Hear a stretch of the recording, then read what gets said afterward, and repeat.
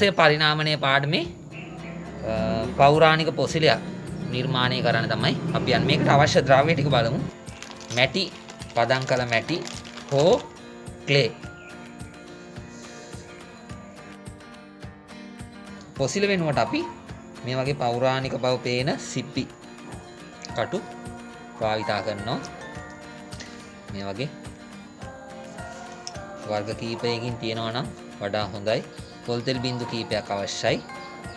ඊළාට yoghurt කෝප කීපයක්, ඊළාට plaster of Paris හා වයිටීන් අවශ්‍යයි. මේක මිශ්‍ර කරන්න යෝගට් හැඳි කීපයකට අවශ්‍යයි. හරි, දැන් මේ ද්‍රව්‍ය ටික අපි සපයාගෙන ඉවරයි. අපි බලමු පිළිවෙලින් මේ වැඩේ නැත්නම් අපේ පෞරාණික පොසිලිය කොහොමද ක්‍රමානුකූලව නිර්මාණය කරන්න කියලා. අපි මුලින්ම කරන්නේ මේ යෝගට් කෝප්පෙට මේ පදම් කළ මැටි ස්වල්පයක් එකතු කර ගන්න ඕන.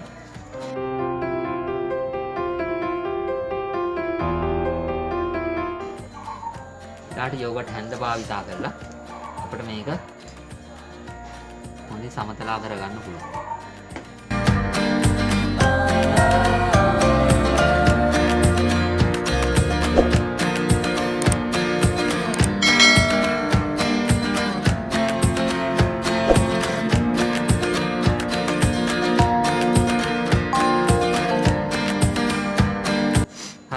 ආකාරයට දැන් යෝගට් කෝප්පෙට මැටි ටික හොඳින් සමතලා කරගෙන තියෙන්නේ. ඊට පස්සේ අපිට අපි ගන්න පොසිලය මේකට මේ මැටි වලට එම්බෝස් කරගන්න. නැත්නම් ගිල්වා ගැනීම තමයි කරන්න ඕන. දැන් අපි මේ අපේ පෞරාණික පොසිලයට ගන්න මෙන්න මේ සිප්පිය, මේ බෙලි කටුව අපි හදාගත්ත මැටි කොටසට ගිල්වීම කරන්න යන්න.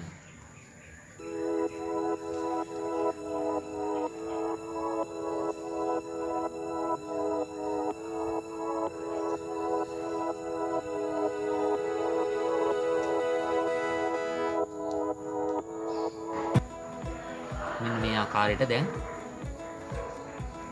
මේ අපේ සිප්පියගේ අපි ගන්න පොසිල කොටස මේ මැටි භාජනයට දැන් මෙන්න මේ ආකාරයට ගිල්වීම සිදු කරා. දැන් අපි ඊට පස්සේ මේ මැටි එම්බෝස් කරපු මැටි මත එම්බෝස් කරපු මේ ආකෘතියට අපි ප්ලාස්ටර් පැරිස් හා වයටීන් මිශ්‍ර කරලා මේ අච්චුව සාදා ගැනීම තමයි කරන්න යන්නේ. හරි, මේ තියෙන්නේ ප්ලාස්ටර් පැරිසුයි වයටිනුයි එකතු කරගත්ත යෝගට් කෝප්පේ. මේ යෝගට් කෝප්පෙට දැන් ප්ලාස්ටර් පැරිස් හා වයටින් ග්‍රෑම් 50 මිශ්‍ර කරලා තියෙනවා. දැන් අපි මේක වතුර දාලා හොඳින් කලවම් කරගමු.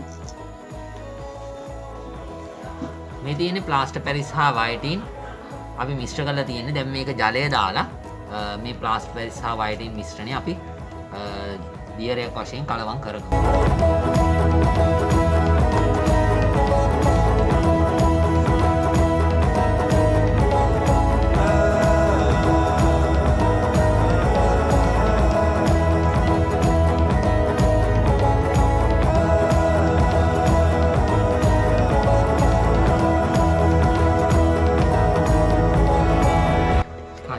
ප්ලාස්ටර් පැරිස් හා වයටින් මිශ්‍රණය හොඳින් කලවම් කරලා තියෙන්නේ. මේක ඉක්මනටම දාන්න ඕනේ කලවම් කරලා, මොකද නැත්නම් මේක ගල් වෙනවා. දැන් අපි ප්ලාස්ටර් පැරිස් හා වයටින් මිශ්‍රණය අපේ හදාගත් ආකෘතියට අපි දාගමු.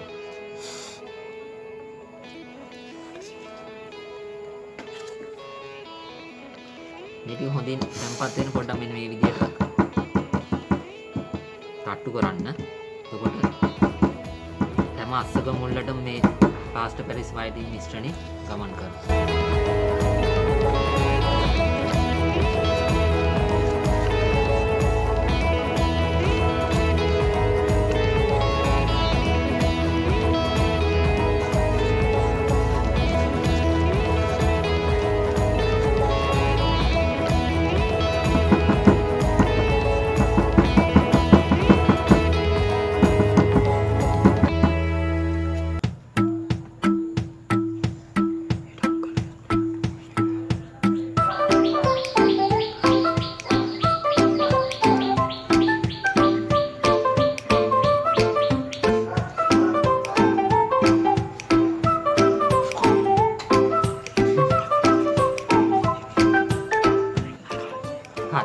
ප්ලාස්ටර් පැරිස් හා වයිටින් මිශ්‍රණය එකතු කරගෙන තියෙන්නේ. දැන් මේ ආකෘතිය පැය භාගයක් පමණ වියලින්නට තබන්න ඕනේ. එතකොට අපිට මේ ආකෘතිය ගැලවීමේ හැකියාවක් තියෙනවා. අපි පැය භාගකින් මේ ආකෘතිය ගලවන්න මේක වේලෙන්න අරින්න. මේ තියෙන්නේ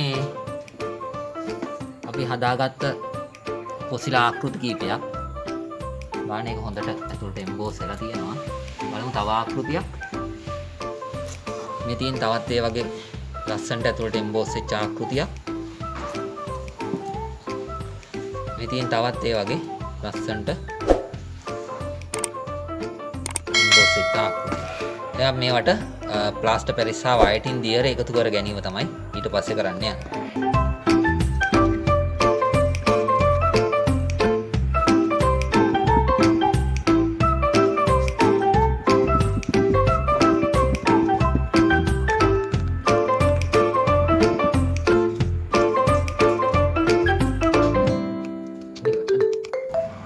හරි මේ තියෙන අපි පුරවගත් එකක්.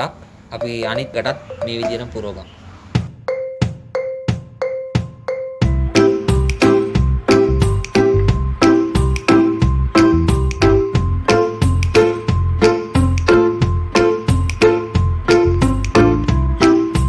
හරි අපි දැන් ඒ ආකෘතියට දාගමු ප්ලාස්ටර් පැරිස් හා වයිටින් මිශ්‍රණය.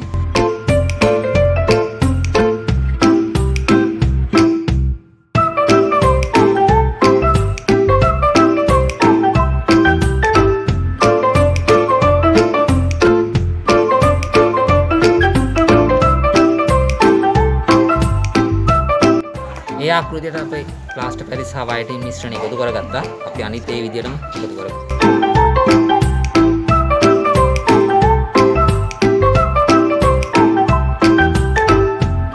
ඊළඟ පොසිලටත් ප්ලාස්ටර් පැරිස් හා වයිටින් මිශ්‍රණය එකතු කරගමු.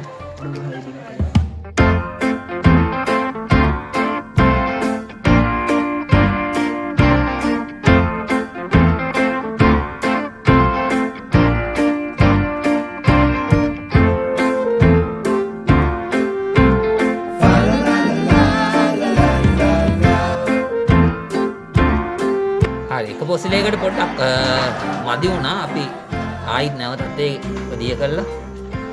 ඒකෙත් ඝනකම එන්න අපි ආයිත් දාගමු පොඩ්ඩක්.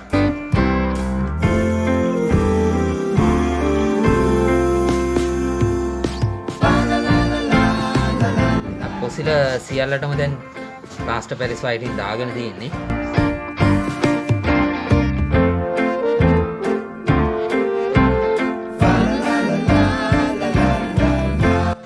දැන් පොසිල ඔක්කොම මෙන්න මේ ආකාරයට දැන් අපි ටිකක් පදම් වෙන්න තියලා තියෙන්නේ හයි වෙන්න. දැන් වයිටින් නිසා තමයි මේ ප්ලාස්ටර් පැරිස් හයි වෙන්නේ. ඒකයි වයිටින් භාවිතා කරන්නේ විනාඩි 10ක් වගේ ඇතුළත ප්ලාස්ටර් පැරිස් හයි වෙන්න අපි පාවිච්චි කරන ද්‍රව්‍ය තමයි වයිටින්. ඒතකොට වයිටින් කියන්නේ ඝනකාරකයක්. ද්‍රව්‍ය මේ ප්ලාස්ටර් පැරිස් වල දියර බව නැති කරලා ඝන තත්ත්වයට පත් කරන්න තමයි අපි වයිටින් භාවිතා කරන්නේ.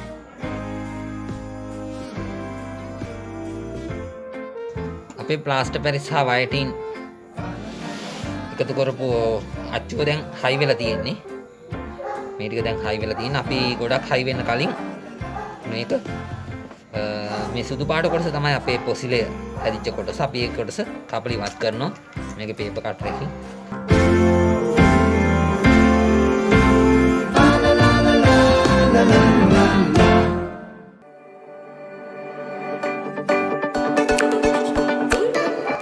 එක තැනකින් කපා ගත්තට පස්සේ යෝගට් කෝප්පය අපිට මේ විදියට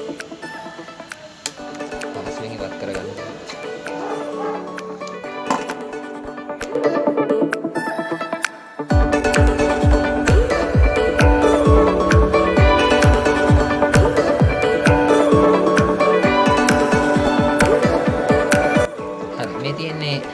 පොසිල කොටස ඊළාට මේ මැටි කොටස මෙන්න මේ විදියට පොඩක් තද කරනකොට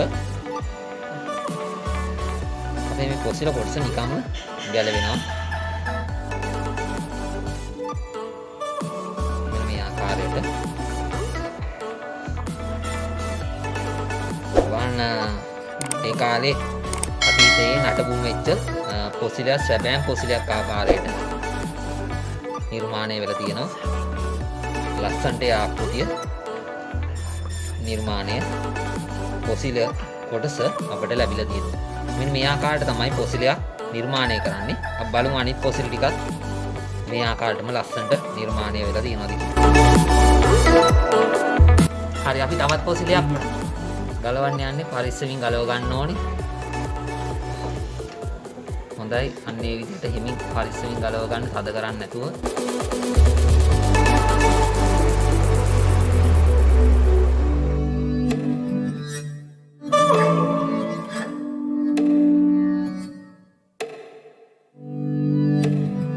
හරි. දැන් මැටික් පිසින් අල්ලලා තද කරන්න. එතකොට හරි. ඔන්න ඔය විදිහට බලමු පොසිලේ.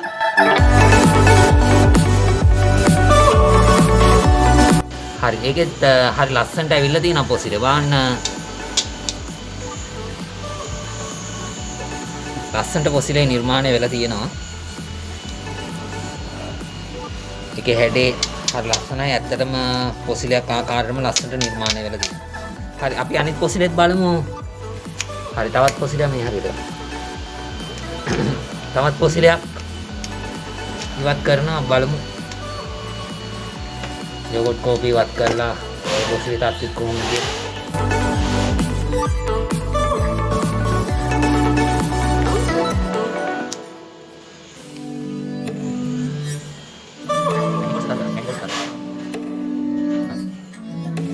හරි. ඒකෙත් ලස්සනට පොසිලේ ඇවිල්ලා තියෙනවා. ඔන්න ආකාරයට ඒකෙදි ලස්සනට පොසිලේ නිර්මාණය වෙලා තියෙනවා. හරි අපි ඊළඟ පොසිලෙත් ගලවලා බලමු.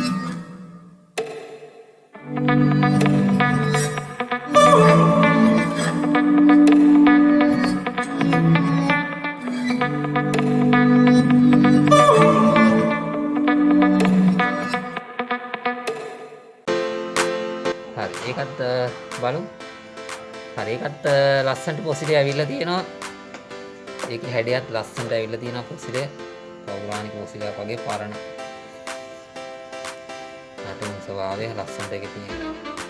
ඒකත් හොඳයි. ලස්සනයි පොසිල. මේ තියෙන අපි හදපු පොසිල කීපයක්. ගොඩක් පොසිල වර්ග හැදුවා. දරුවන් ගොඩකේ පොසිල තියෙනවා. අපි එකකින් කීපයක් මේ අරන් තියෙන්නේ. එතකොට මේ පොසිල ලස්සනට ඇවිල්ලා තියෙනවා. දැන් මේකේ ඔයගලන්ට කොළවලට බරක් තියන්න වගේ පාවිච්චි කරන්න පුළුවන්. මේක ලස්සනට තින්ත ගාලා මේකෙන් ගොඩක් දේවල් කරන්න පුළුවන්. ලස්සන ආකෘතියක් ඇවිල්ලා තියෙන්නේ. මේ වගේ පොඩ්ඩක් නිර්මාණශීලී වුණා නම් ඊට වඩා ලස්සනට මේ වැඩේ කරන්න පුළුවන්. එතකොට මේ වගේ ආකෘතියක් හැදුවම බලන්න මේකේ හදන ක්‍රමේ දැන් දරුවන් දන්නවා කොහොමද මේක හරියටම නිර්මාණය කරන්න කියලා. මේ වගේ ලස්සන පොසිලයක් කරන විදිය 9 වසර ගොඩක් දරුවන්ට අභියෝගයක්.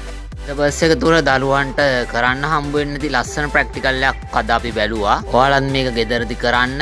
ඒත් මේ ලස්සන පොසිලය කමෙන්ට් එකට ටැග් කරන්න.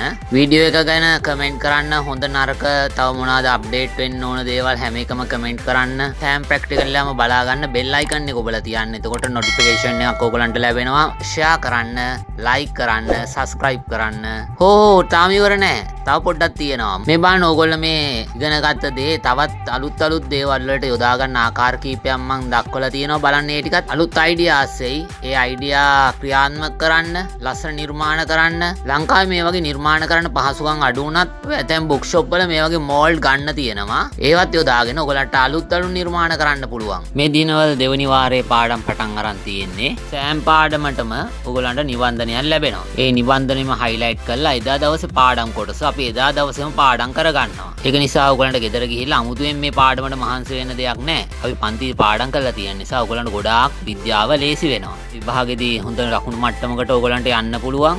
එහෙනම් මේ වගේ සජීවී අත්දැකීම් ලබා ගන්න ඔබත් සම්බන්ධ වෙන විද්‍යාපන්තියට. එහෙනම් අද දවසේ වීඩියෝ එකෙන් අපි සමුගන්නවා මේ මහේෂ් with science.